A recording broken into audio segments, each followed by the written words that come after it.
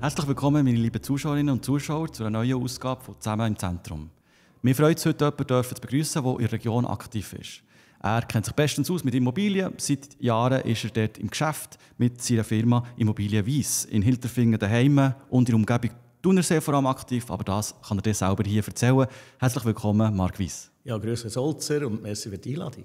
Wir freuen uns, seid ihr heute da. Es ist nämlich auch ein Thema, das mich auch immer wieder beschäftigt, obwohl ich noch nie ein Haus gekauft oder verkauft, muss man an dieser Stelle natürlich sagen.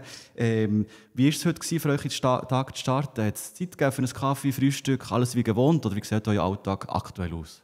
Ja, alles wie gewohnt. Ich bin aufgestanden.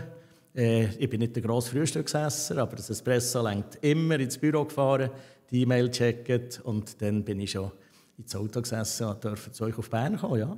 Ist es aktuell eine bewegte Zeit oder ist es ein bisschen wie gewohnt? Oder wie kann man sich das vorstellen im Immobiliengeschäft aktuell in der Region? Also generell ist es wirklich relativ bewegt, bis sehr bewegt. Jetzt gerade ein bisschen ruhiger, wir sind in den Herbstferien. Thun und Bern war letzte Woche fast ausgestorben, weil viele Leute weg waren.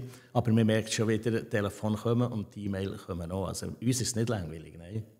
Ich habe euch letzte in der Region gesehen, nicht im Auto oder so, sondern im Bus, oder besser gesagt am Bus, auf dem Bus. Ihr wisst vielleicht, was ich meine. Ich habe Werbung gesehen auf dem Bus und mit eurem Gesicht drauf.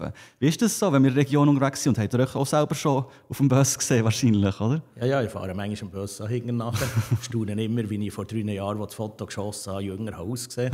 Aber es gibt mir ein gutes Gefühl, wenn der Bus rumfährt, aber ich sehe es selber nicht so viel. Aber die Tatsache ist, dass wir mit der Busreklame sicher auch zu unserem Bekanntheitsgrad beisteuern. Ja.